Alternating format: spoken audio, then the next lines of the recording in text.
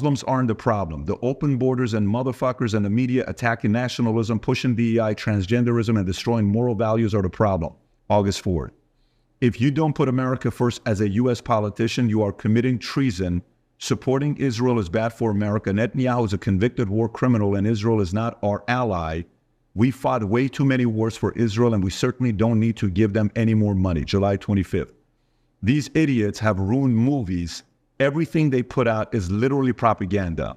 And then all of a sudden we got scripture here. For what shall it profit a man if he shall gain the whole world and lose his own soul? Is this recent, comments you're making about Israel a recent thing, or have you always had these beliefs? It's more recent. I didn't really realize what a problem it was until recently, and then everybody was scared to say something about it. My brother told me, you can't say anything about it. They'll fucking kill you. Everybody basically said that I couldn't say anything about it. And actually now they're literally trying to kick me off the board of my company because of those tweets. And shit. Yeah, I've definitely had a lot of negative pushback, a lot of my Jewish friends, but I don't give a fuck. It's one of those things where I know that it's the right thing. And the fact that everybody else is scared to say it makes me, feel obligated to be vocal about it. Why do you think it's the right thing? Because I know that they're a fucking parasite. They provide the U.S. absolutely no value. They've done so many things that, would constitute, an act of war against us. I mean, USS Liberty, Lebanon Affair, I can go on and on and on and on and on. But, I think they knew about 9/11. I think they had JFK assassinated. The first thing that he wanted to do, right before he died was, make AIPAC a foreign entity, and not allow them to have nukes. And then all of a sudden this fucking guy's dead. And Jack Ruby, who is Jack Rubenstein, it's just and then I don't know, man, I can't ignore all the shit that they've done. They sold their secrets. Netanyahu lied to us about weapons of mass destruction. We fought all these fucking wars. My friends have died over there. And I just look at what they provided us with, and it's fucking, it's not nothing. It's like a negative, it's not, even if they just didn't do jack shit, that would be, bad, but they've actually done things to hurt us over and over and over again. So this whole thing of they're our greatest ally is just complete fucking bullshit. And, we send them $100 billion, then they send AIPAC $100 million, and then they distribute it to our politicians, and every politician is a little fucking AIPAC handler walking around and telling them what to fucking say and how to vote. And it's just look, I'll donate $100,000 to politicians, and they call me up hey, you need anything? Every week. I don't need shit. I fucking sit on my ass. I don't do anything. I don't care. I don't fucking break any laws. I don't need any favors. I just gave it to them because I didn't want to see any more fucking retard, Democrats in there. So, but that's 100,000. What does 100 million buy you? How many fucking phone calls do those guys get? And so I just know how it works, and the system is broken. These people get into office and they don't have very much money, and they get out of office with fucking tens or hundreds of millions of dollars. It's not a fucking accident, right? Is that an Israel thing, or is that anybody? Because China's doing the same thing. China doesn't have they don't have an AIPAC. Israel is the only one that has a fucking a lobby in the U.S. fucking giving these politicians money. Okay, no, every country, the big ones all have lobbyists. They all have lobbying that they're doing. Not in the U.S. They're registered as foreign entities. Right. I mean, if you're talking about, are you going to the dual citizenship part with Israel, Israel? That's another problem is a lot of our politicians have far more allegiance to Israel than they do the United States. I mean, that's a whole nother issue as well. Do you know why they did the dual citizenship? Do you know the history behind why they did the dual citizenship? What do you mean? So the whole concept of dual citizenship was because when Israel became a, country again, they didn't want the people from here who wanted to go back to Israel that didn't have a motivation to go if they were going to lose their citizenship here. So that was the reason why they did it. It was kind of okay, you're your own country. We kind of need some of you guys to move over there to help the country out. Yeah, but I'm not going to go. Why are you not going to go? Am I going to lose my citizenship here? But you are. I mean, we don't do that. Every other country, I don't want to lose my citizenship. Well, okay, how about if we do this? How about if we allow you, just Israel, to go back to your country, you won't lose your citizenship? That was the arrangement at the beginning why they did it that way. No, look, I get it. I have 3 citizenships. You know what I mean? I think it's okay. I think what's the third one? I know Armenia, but what's the St. Kitts? Okay, got it. Yeah, so I mean, I don't have an issue with dual citizenship. My issue is when somebody is holding a U.S. office and they are putting a foreign nation's interest before America's interest, and they are favoring that other country. And so that to me is treason. When you are a U.S. government official your motivation should be to do things in the best interest of the government that you are representing, not some other fucking foreign country. And that's the problem. Okay, so but go through it. So what is the solution? Meaning, if Israel's the enemy, then if let's just say you don't do anything and everybody in the Middle East unites to take out Israel, do you think the Middle East is better without Israel? And do you think the world's a safer place without Israel? 100%. It's not even close. Okay, tell me why. Why do you think? Give me an argument otherwise, please. But give me one argument why the world would be better off with Israel. Let's just start with that. One thing. Give me one thing. Have you ever lived in the Middle East? No. I lived there for 10 and a half years. It's a very, it's not as like here. You can sit here, you can be an atheist, you can be an agnostic, I can be a Christian, he can be a Jew, he can be an LDS, Muslim, no problem. We can coexist here. You can do that in Israel. You can do that. I mean, not really. They're operating apartheid right now. So everybody's not living equally. Not at the level of Iran. Not at the level of what Iran is doing. I mean, in Iran, if you're thinking what Israel is doing out of control, do you know how much money Khamenei's family's made? Do you know how much money they've taken? They have 200. I've never been to Iran, but I've been to Dubai. I've been to Saudi. Like I've been to UAE. So like, and they're all Muslim. They seem to be operating fine. I would say Iran's slightly different than. But go back to it. So okay, so you think the Middle East and the world would be a better place if Israel didn't exist? Yes. Okay. Israel's committed, so many terrorist attacks. They're stealing land right now. They're operating in apartheid. They're currently committing a genocide on Palestinians. Like, do you believe in the genocide they're committing? I think they're fighting for themselves and they're defending themselves. Do you think that's defense? Well, when 1,200 people died, and of which the 1,200 you've killed, and admitted that you've killed a lot during your Hannibal. I will tell you this. The part I question, where people who are Jewish can't stand when I say this, I don't know how you, Netanyahu, claim you have the best intelligence in the world, Mossad, and you didn't know that on October 7th they're attacking. They knew about it. They didn't. They wanted it to happen, so they had a reason to take that. Yeah, they wanted a reason to take the land. I totally get it. And they killed their own citizens. And they claimed that all these people got raped. That was bullshit. They claimed beheaded babies. That was bullshit. Everything that they said was a fucking complete. Not only was it a lie, but they committed all those atrocities themselves to the Palestinians and been caught doing it. In fact, they just got caught gang raping Palestinians. How many babies have they killed? All the things that they accuse the Palestinians of, or Hamas of, or whatever, they are guilty of 100-fold themselves. And they've been doing that. Like October 7th wasn't the start of this.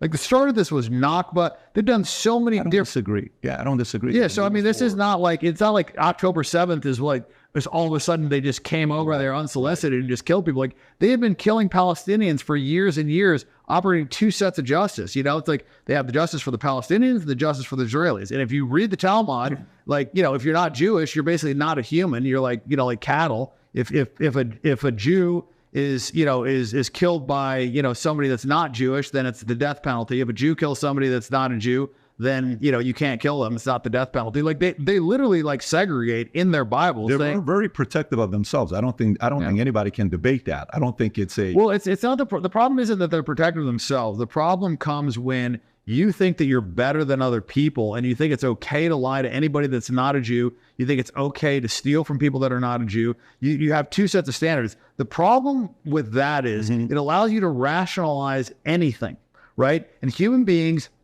are generally self-serving creatures. So if your fundamental religious belief system allows you to operate in such a way that you believe there isn't consequences to stealing from other people, killing other people, raping, kids that are under 9 years old, like if you think those things are okay, then, how are you going to operate? Because to me, like my moral code keeps me on track.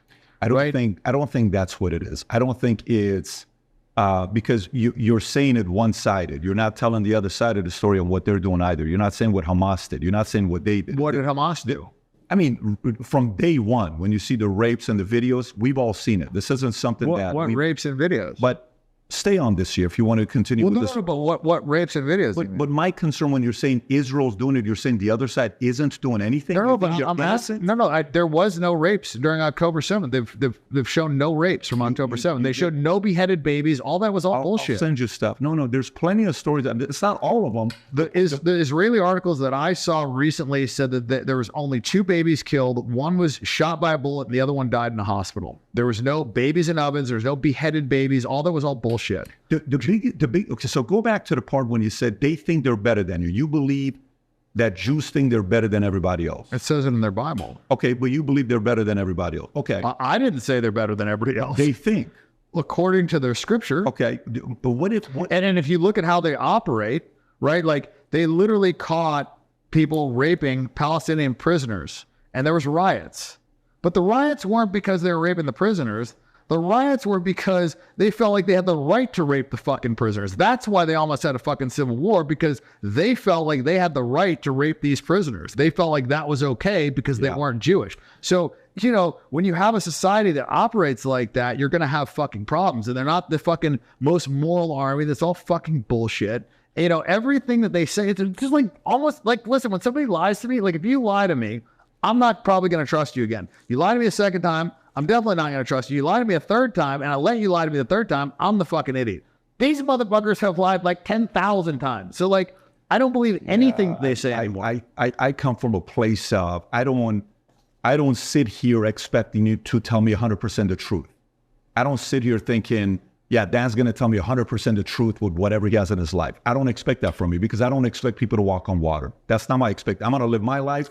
I'm going to live it with my life, but you can't think that China's going to tell us the truth, or Iran tells us the truth, or U.S. tells everybody the truth, or you think any country is going to tell us 100% the truth.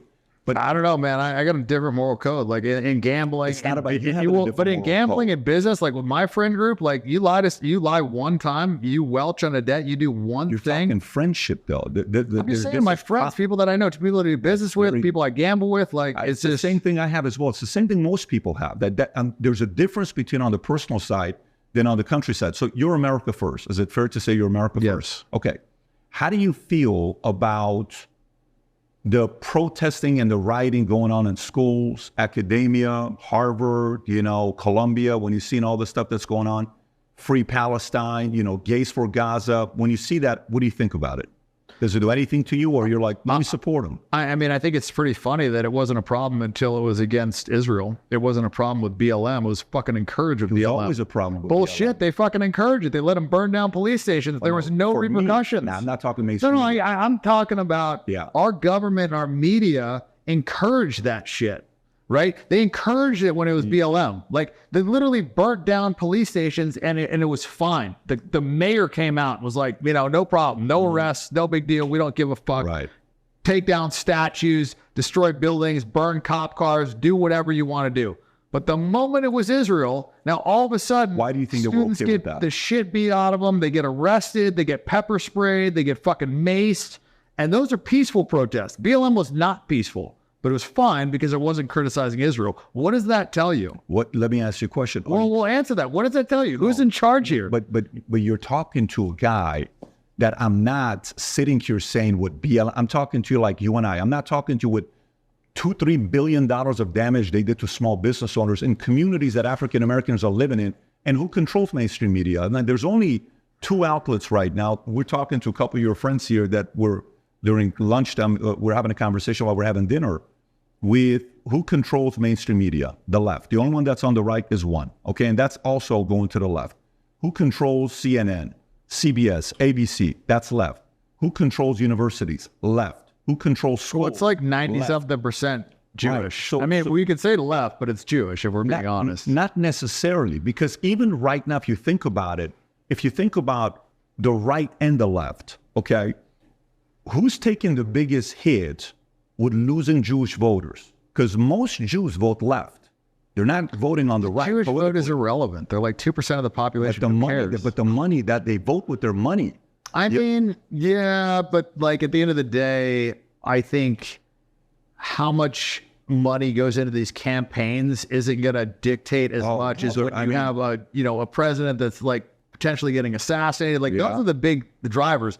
I mean, Kamala Harris is a drunken school teacher. Like, she can't even like formulate a coherent sentence. I mean, I don't know. The idea of voting for her just seems crazy. My biggest criticism of Trump is his support of Israel. I mean, aside from that, I mean, why do you think he's supporting Israel? because of money. That's why they all fucking support Israel. Money. Well, you said it's not about money a minute ago. Well, he wants money. I mean, these politicians are right. I mean, there's two reasons to run for president. Right. Because you're a good person and you want to do good. Okay. Or because you want fucking money. Sure. And fame. That's it. It's the only reason somebody would join president. You're a good person. Or you want money and fame. And fame. That's it. Two reasons why you run. Why else would you Why run do you for think president? Trump's reason is? Money and fame. You think he wants money and fame? 100%. You think Trump's running because he wants money and fame? 100%. He has money. He is famous. He wants people to love him. He wants attention. I mean, he was doing like reality shows for Christ's sakes. Like, he wants more money. I totally get it. But you think he is more, you know, he is, how much you think it matters for Trump to be liked? I think he wants people to like him. Okay. Yeah. So if that's the case, he should have never ran, because ever since he ran, people don't like him. I get it. Well, I mean, but that's the fame is like that. I mean, fame is polarizing. Like, you know, I mean, there's very few people that become famous that don't have people hate them. I mean, it comes with the territory. Like, if you want to be loved, you're going to be hated as well. It's just, that's the way it is. In 2014, he could have been invited to Beyonce and Jay-Z's party in 2014. In 2014, he would have been invited to, you know, what NAACP in 20. He went to everything. So one thing to be invited to parties, another thing to have international status and legacy, and, you know, I mean. So the reason why I brought the money side with Jews. So who do you think the recent event with October 7th hurt more, the left or the right, politically? October 7th? What do you mean? Israel, Hamas, like this whole back and forth. Which political party you think has lost more, you know, taken a bigger hit with their position they've taken with the Jews? I mean, they're both pro-Israel. So I don't think it's a left against the right when it comes to Israel. And that's like what people think is like, but it's just a distraction. Like, they're both pro-Israel. They're both, I mean, fucking Biden's given Israel shitloads of money. Like, what do you mean? Trump's going to give shitloads of money. Trump's going to fucking go to war with Iran. What are you talking about? They're both fucking. You think Trump's going to go to war with Iran? He said he's going to. No, it's his way of saying to not go to war. He said he's going to. The same way he said with everybody else that he was going to push them. Or more didn't happen. He said, I mean, I don't know. I feel like he said that he was going to. So then let me ask you, so who would you vote for today? It doesn't sound like you're voting for anybody. I mean, if I had to choose between those two, Trump for sure. I don't even think it's close. I mean, Kamala's half a fucking retard. And she pushes, you know, all this woke left ideology. This is nonsense. Like, I mean, she's a fucking complete moron. Not that Trump is like a super genius either, but like, light years past her. I mean, she was like one of the most hated people. Like, how she even got the fucking nomination is beyond me. Like, how they didn't give it a big mic is crazy. Like, you ever heard of? You're so funny. You ever heard of eugenics?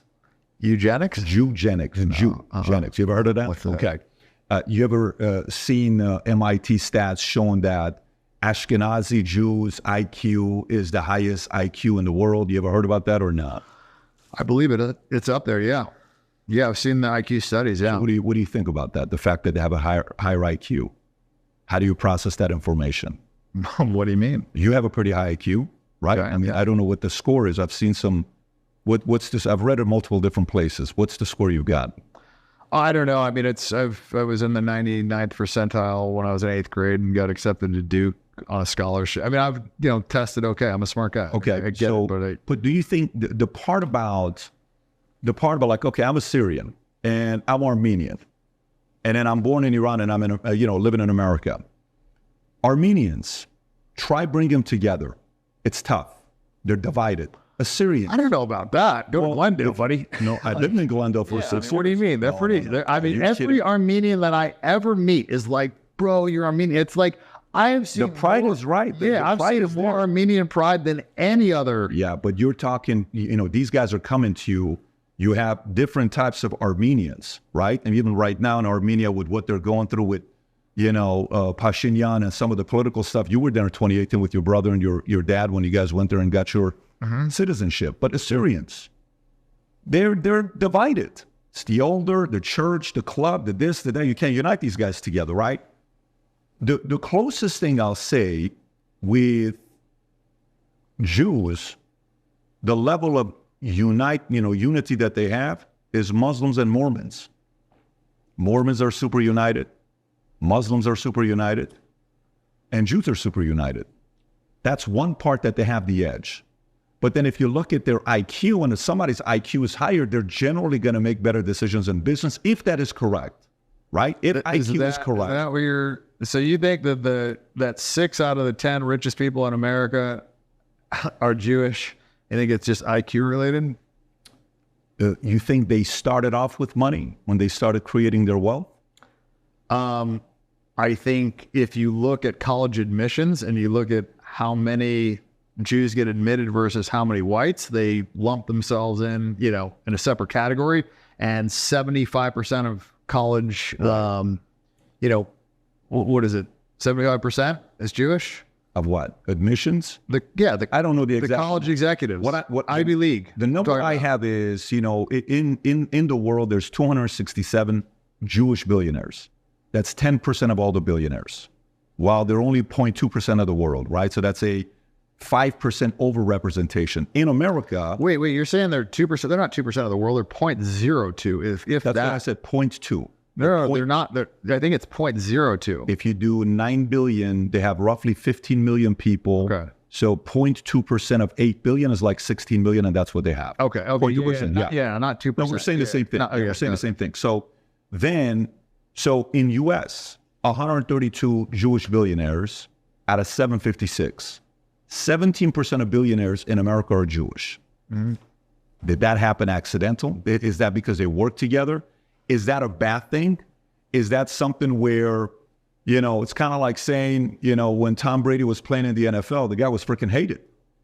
It's like, oh, Deflategate, or this, or they did this, or they did that. I don't care that like 90% of sports are black or whatever the fucking statistic is. I don't give a shit if Jews have all the money. I really don't care. I don't care if they run Hollywood. Like, my issue is like culpability with the people that are pushing these fucking bullshit narratives. The media is mostly Jewish, and the media is pushing this fucking DEI. Yeah. They're pushing this trans bullshit. They're pushing they push the COVID fucking shit, right? So all I'm saying is I want you to be responsible for what you're in charge of. I don't care if it's the purple people in charge of the banks. Right. I don't care if it's the fucking green people in charge of the fucking media. No, but dude, hear me out. I don't care who the fuck it is. I'm saying if the media is the green people and they're pushing COVID and they're pushing DEI, they're pushing transgenderism and they're pushing racism and they're pushing division and they're pushing a degradation of fucking moral fiber, I'm mad at the green people, right? You see what I'm saying? I don't give a shit who it is. I'm saying who is in charge should have some responsibility. I see it in a different way. Here's how I see it. So I see it as,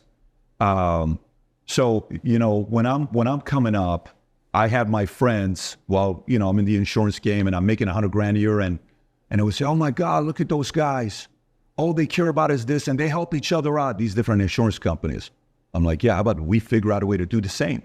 No, but they have this, and it was almost like a little bit of from a place of victimhood. Like, you know, look what they're doing. I'm like, okay, let me continue. So I grow, then I get to the next level. I'm making a little bit more money, and now I'm in different meetings. So go at every level, Dan, my experience, I may be wrong, and challenge me as much as you want and say, rip it apart, the argument that I have. Okay. So while you're making 6 figures, you're in a room with 50 other guys making 6 figures, right? You know which guy that's at 6 figures that's going to go to $250,000, and you know which guy's going to get stuck at 100,000, and you know which guy's going to go down because he got lucky. Maybe he landed a big insurance sale that paid him $60,000. You could filter those guys out. You go to $250,000, you saw the same thing. You know who's going to go next level, who's going to stay, who's going to go down. $1 million, 10 million, 50 million, at every, even $1 billion on who's going to go. Like, you know, Elon's probably not going to slow down. But between Elon and Bezos, guess who's probably going to slow down if you chose those two? You may say Bezos. They're both worth a couple $100 billion. They have more money than many countries have. But at every level, eventually somebody stops, right? And some continue at every level. This is in basketball, sports, poker, you name it. I had a big $1 million thing. I'm happy I walk away. To me, the part of it that I see when I'm talking within my community, I'm a guy that in my house, I have a 15-foot painting in my house. When you come to Florida, if you ever do, I'll show it to you. In the middle of it, you know who it is? The Shaviran is right in the middle of it. Guess who was the biggest against the Jewish Zion media empire? Guess who was the biggest person that called him out? Him. And what happened to him in 1979? You know what they did to him? They got rid of him in a different way. So you're not talking to a guy that is Jewish or pro this or pro that. For me, I want to see what caused them to go from where they were at to having the kind of wealth that I have today. Can that skill set be transferred to others? The part that you and I can criticize is what they do with all the power that they have today. We can criticize that all day long. You know, they run media, they run CNN, they do this, and they all tell everybody, you better say this, and you better say that. The Soros, the Bond, Bronfman, all these guys. You can criticize that all day because now you have the power. What do you do with the power? But my interest is, what caused them to get all this money? It's not like one day they woke up, they found something, and the next thing you know, they're doing this. How did they get all this power and this money that they made? Was that pure luck? Was that accidental? I mean, depends on what field you're talking about. I mean, I think when you kind of stick together and when you BlackRock, their execs are 100% Jewish. So when you only hire Jewish people and you give them preferential treatment, I think it's natural for, your race, religion, whatever, to have a higher, success rate when you're banded together and everybody else is divided. And, it seems like America just gets more and more divided by the day.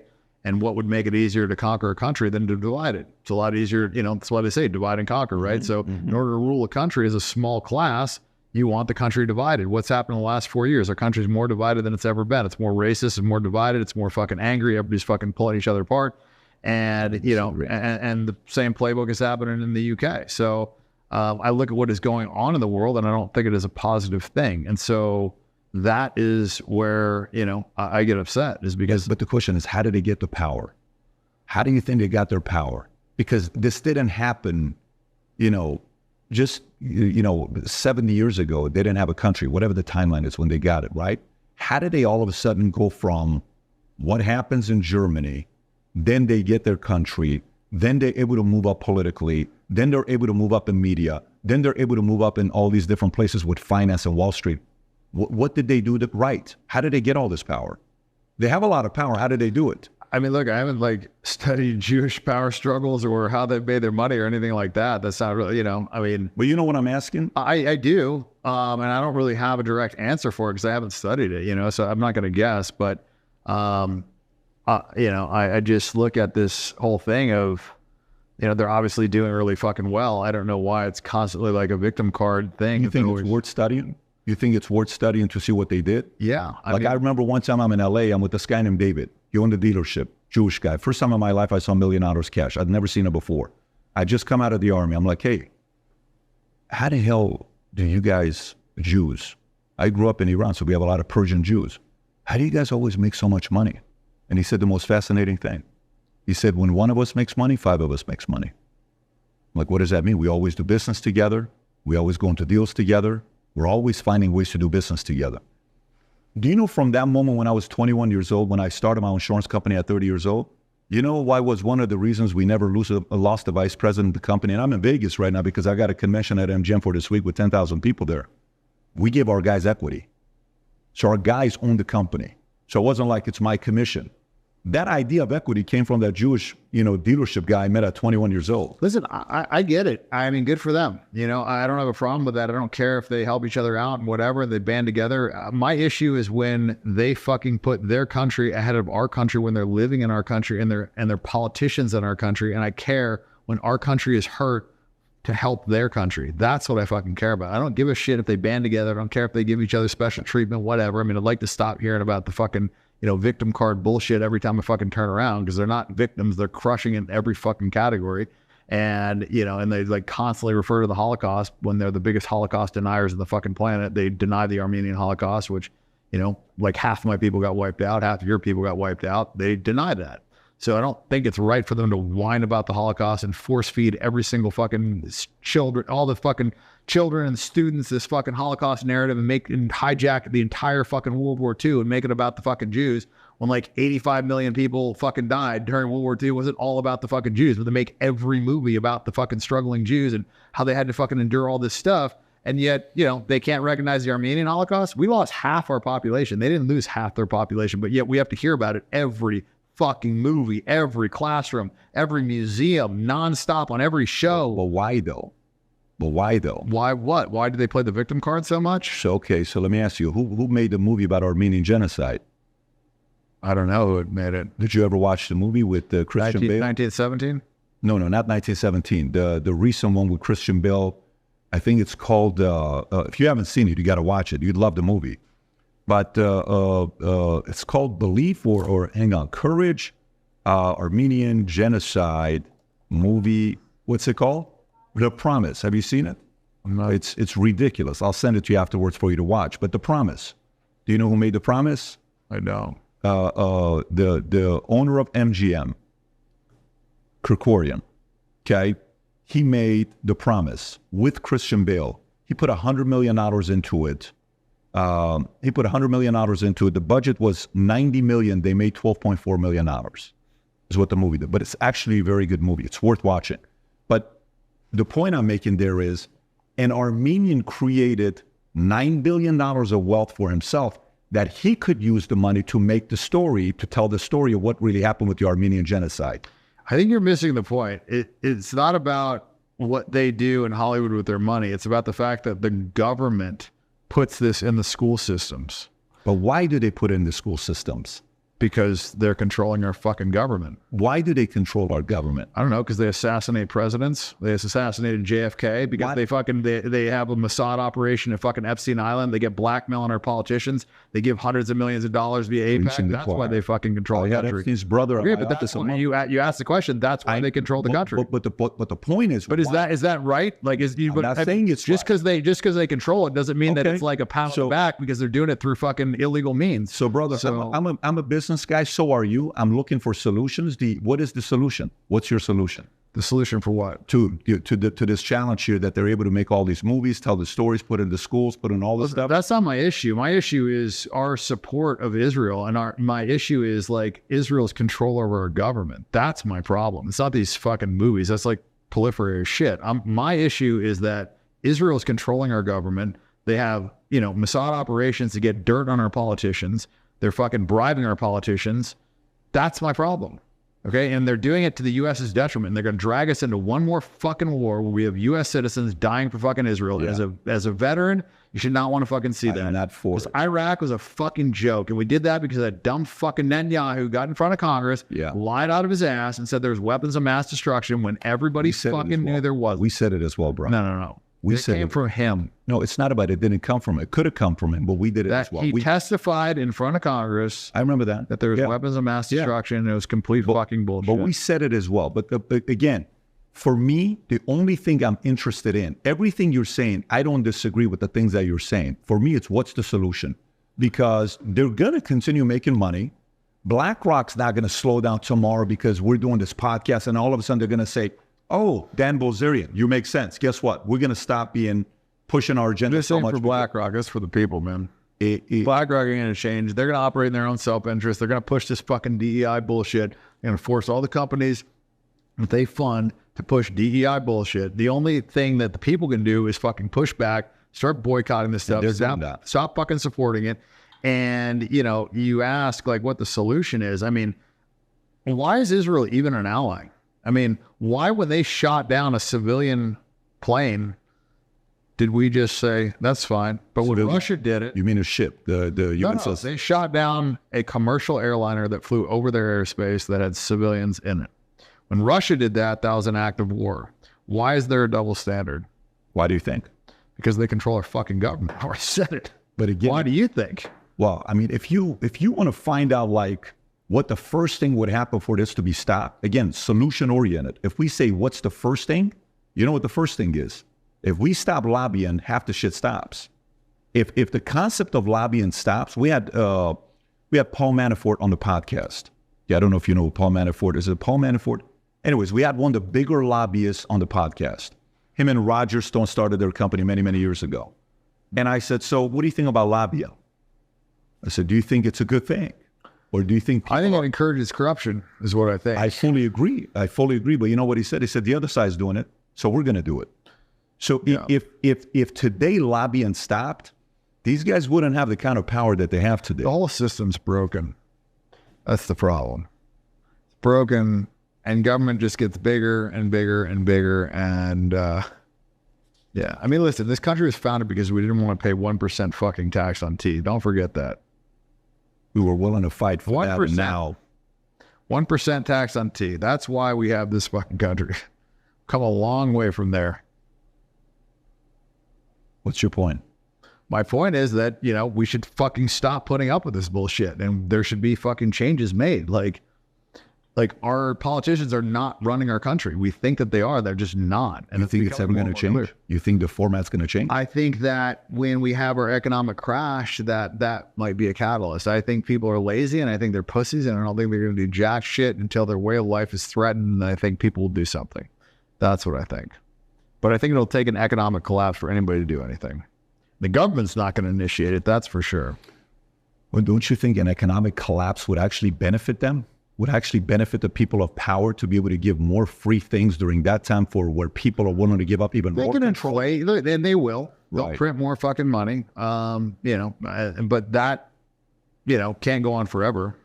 You know, this like fairy tale of just like printing and printing money, like that doesn't work. I mean, like, let me ask you this. Why do you think the quality of life now is lower than it was 50 years ago when we have all this technological innovation? We've got the ability to produce things for a lot cheaper cost. We've got the ability to mass scale. Why do you think our quality, like, where's all the money getting sucked out of? Like, where's all the money going? If you go on 50 years, you're talking 74. No. So are you talking technically, you want a technical answer, or you want just a... I'm saying, where'd the money go? Well, how did all that money get sucked onto the economy so that, you know, we are having a shittier average quality of life than we were 50 years ago? Well, if you're talking technically in 1972, when Nixon took U.S. off the gold standard, shit changed because America can print as much money as they want. You couldn't when it was based off the gold standard. So the recklessness started after 72. So if you're talking that, that's that part. Because now we can just do what? Hey, you know what? What do we need to pay off? Print another $1 trillion. Print another $4 trillion. Print another $6 trillion. It's okay. Exactly. And by the way, just so you know, the more money they print, guess who makes the money? You know what the money goes up to? The people that have businesses. Yeah, I mean... But if you're asking a technical question, that's where the wild, wild west started. Where typically it's like, okay, hey, Dan, you know, can I get $100,000? Yeah, here's collateral. Okay, cool. I got it. $120,000 watch, shit hits the fan. I can sell this, no problem. Mm-hmm. This was gold. What's collateral now? I got you, bro. You're good. I get it. I'm USA. I got you. It's the fiat currency. But like, why did we start the Fed? Why did we start the tax? Why did we get off the gold standard? Yeah. I'm with all of it. But I'm curious what you think, because you got a smile on your face. I've already told you what I think's the problem. I've said it numerous times. I mean, our government is not being fucking controlled by the people who say they're controlling it. You know? You seem very optimistic. I'm not. I'm actually not very optimistic about it. Like I said, I think it's going to take an economic collapse for anything to change. You ever read the book Fourth Turning? No. Yeah, the guy talks about how U.S. goes through 4 turnings every 20 years. Things change every 20 years. I had him on the podcast 2 months ago, something like that. Neil Howe is his name. And by the way, he wrote this book in 97. With a guy named William Strauss, if I'm not mistaken.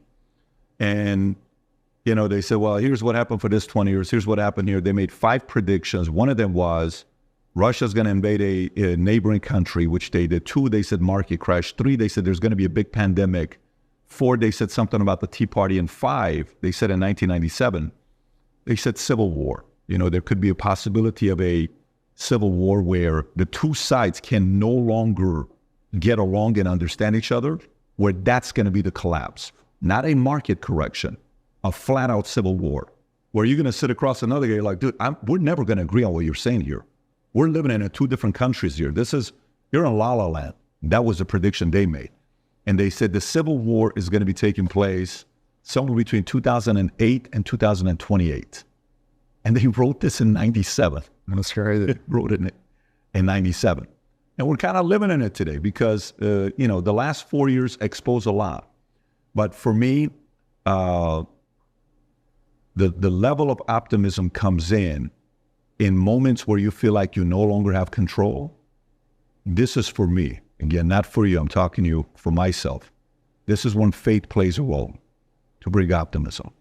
This is when you go back and think about with Hitler, where there was a guy named Dietrich Bonhoeffer. I don't know if you know who Dietrich Bonhoeffer is. This guy was the guy that, the way Hitler was able to get what he did to Germany, he went after churches. And he feared, if you believe in God, that's the only thing he can't beat. Same thing with Russia. What's the first thing Lenin and Stalin did? It's materialism. God doesn't exist. The more you eliminate faith in people, the more I can control you. You ever seen the movie Book of Eli with Denzel? Yeah. Remember when he says, this one book, if I get this one book, I can control the people. I can control the people. And Denzel didn't want to give the book to the other guy because he wanted to do bad things with it rather than doing good things with it. No, man, I think hope and faith is a very valuable quality that the enemy fears. Well, I mean, there's a full-on attack on Christianity right now, and it's being, waged by the media. Did you watch the Olympics? Of course. It's fucking utter blasphemy. Like, it's just, like, acceptable. Like, it's acceptable to... Why does it bother you, though? Why does it bother me? Because you're not a Christian, but why does it bother you? Because it is fucking an unnecessary attack on a large majority of the world's faith for no fucking reason. Who benefits from that? Like, why is this transgender stuff just being shoved down your throat every time you fucking turn on TV? Why are we having men and women's sports? Like, it's nonsense. It's utter fucking nonsense. People are too scared to say anything about it. I think people are louder today. They're getting louder. Yeah, because of one guy. One guy gave a platform for people to be louder. If he didn't buy Twitter in 2022, America's a very different America today. Yeah. A very different America today. And this goes back to the argument I was making to you, which for me, the argument is, I'm not surprised that Jews are making movies to say they're great. The first Titanic that was ever made was made and directed by Hitler. Do you know who the hero was in the first Titanic? A Nazi soldier. That's his job. His job is to convince us Nazis are good people. And then you watch... Do you think Nazis are bad people? I think depends who you ask. You ask a German, you ask somebody that was part of, that's their representation, that's their country. You think CIA is good to people in Iran? They hate the CIA. I think the CIA is a terrorist organization. And I think that, ever since I was a little kid, I knew that Nazis were not the bad people. They were people that were born in fucking Germany that joined that army. Just like people in America joined the fucking American army. This whole idea of like a boogeyman of like all the fucking people born in Germany are just like all of a sudden homicidal killers and they're all really bad. It's just fucking nonsense. Like the idea that all Muslims are terrorists is just fucking bullshit. But that's what Hollywood keeps fucking pumping out there, is like every fucking bad guy in these movies are always these fucking jihadi terrorists, like they're always the fucking bad guy. They're not. They're a fucking quarter of the globe. Like a quarter of the globe is Muslim. They're not all fucking bad guys. They're not all terrorists. They're actually like a pretty peaceful religion. But like, I don't like this propaganda being like shoved down your fucking throat all the time. So you think, okay. So you said earlier, did you watch the Olympics opening? Great. Who do you think did it? Okay. Are you alluding to the fact that Jews were the ones that are funding the Olympics, the commercials? So because of that, they made fun of Christians. Is that kind of where you're going? Or no, you're just saying they're mocking Christianity, period? Yeah, I don't know who's... Okay, I got you. I thought you were going there. No, but to me, okay. I just don't think like on a worldwide stage, mocking a religion is acceptable. I fully agree with you. It's atrocious. And especially like this injection of gay shit, which is just like, why? Why does everything have to be gay? Why do transgender people have to fucking read stories to children? Why do you have to have gay books talking about gay sex acts for 9-year-olds? Like when I was 9, they didn't tell us about sex at all. You weren't in fucking puberty. Like, why do you have to learn about like homosexual acts when you're 9 years old? Like, it's just nonsense. It's utter fucking nonsense. And who's pushing that? The fucking media. The media is pushing that. The media is saying that that's okay. So I'm not okay with that. Neither am I. I got 4 kids. Trust me. Yeah. I lived in LA 24 years. I lived in Dallas 5 years. I'm in Florida because of that. So in Florida, vaccines. We were talking about vaccines earlier, you and I, about, whether you took the vaccine or not, conversation you and I were having. But, even in Texas, if you want to use religious exemption for your kids to not take the vaccine, even if they go to Christian school, you still have to have your kids take it and show the card. You know what it is in Florida? What's that? You just say it. And they're like, okay, no problem. No questions. There shouldn't be any requirement anyways. Yeah. Well, it sounds like, you announced you're running for office in 2015. It sounds like you're going to run again. I mean, you're very firm in some of the convictions you're having. And what's interesting about it is you're going through now. So I don't know, are you a guy that reads a lot, or no? Are you a big reader? Do you read a lot of books? I read a little bit, not a ton.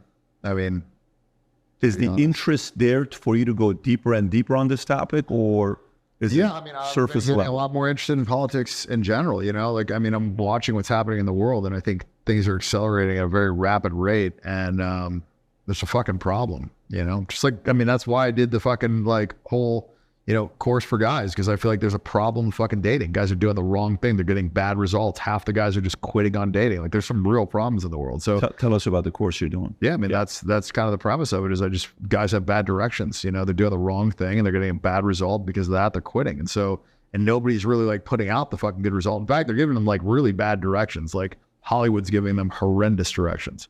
And so because of that, people have bad maps.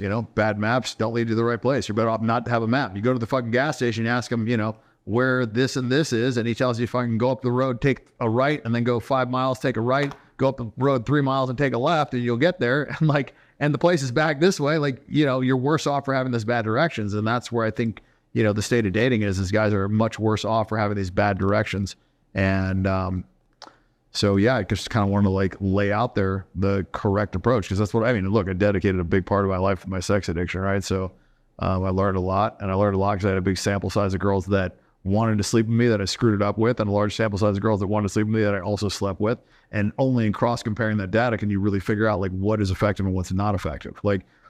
If you have a bunch of girls that don't want to fuck you, you're not going to learn that much from that, because maybe they don't want to fuck you because you're Armenian, maybe they don't want to fuck you for this reason or whatever. But when I have a large sample size of girls that for sure want to fuck me, and I know that because they sent me a DM butt naked with their asshole spread saying I want to fuck you, so it's a pretty good indicator, right? And I screwed it up. So I'm just saying, in cross comparing that data, I was able to figure out what things guys are doing wrong and what things I was doing wrong. And one of the things that I was doing wrong, that most guys were doing wrong, is I was over communicating interest with the girls that I really liked. I was getting a bad result with the girls that I really liked. And then every other girl that I didn't care about, I was fucking and having a great relationship. They were chasing me.